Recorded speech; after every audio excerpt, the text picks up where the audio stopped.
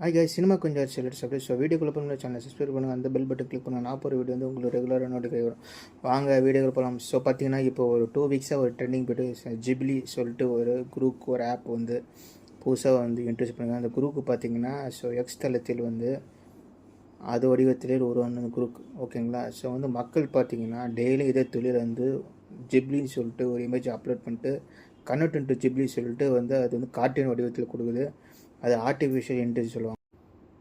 So வந்து பார்த்திங்கன்னா அந்த ஏஐ டெக்னாலஜி வந்து இப்போ முழுக்க சர்வர் வந்து பிஸியான அளவுக்கு மக்கள் வந்து ஏகப்பட்ட அப்லோடு அவங்களோட இமேஜ், மற்றவங்க இமேஜ், நடிக்கிற இமேஜ், ஸோ விஜயோட இமேஜ், ரஜினிகாந்தோட இமேஜை போட்டு அது வந்து அப்லோட் பண்ணிவிட்டு கன்வெர்ட் டு ஜிப்லி சொல்லிட்டு ஏகப்பட்ட ஃபோட்டோ வந்து அது கன்வர்ஷன் ஆகி ஸோ கார்ட்டூன் ரூபத்தில் வந்து ஒரு அனதர் ஆர்டிஃபிஷியலாக வந்து எக்ஸ்தலத்தில் பதிவு பண்ணுறாங்க. ஸோ அந்த நிறுவனம் வந்து அந்த குரூப் நிறுவனம் வந்து இந்த ஜிப்லி வந்து இந்த கிரியேட்டர் இருக்கட்டும் அவங்களுக்கே வந்து 24 hours by 7 மாதிரி தூங்காமலே வேலை பார்த்துருக்காங்க.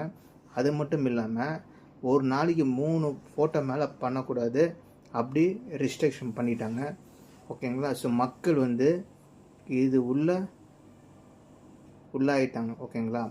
ஏன்னு சொன்னீங்கன்னா இது வந்து உங்களுக்கு போதையாயிடுச்சு. காரணம் வந்து இது பின்னாடி நிறைய ஒரு உழைப்பு எல்லாம் அந்த காலத்தில் பார்த்தீங்கன்னா 90s பார்த்தீங்கன்னா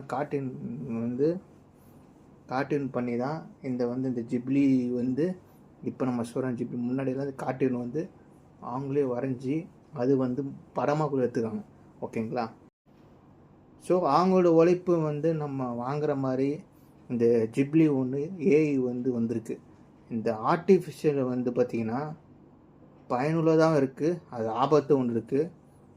அவங்களோட உழைப்பை பறிக்கிற மாதிரி இந்த ஆர்டிஃபிஷியல் வந்து உருவாகிக்குது.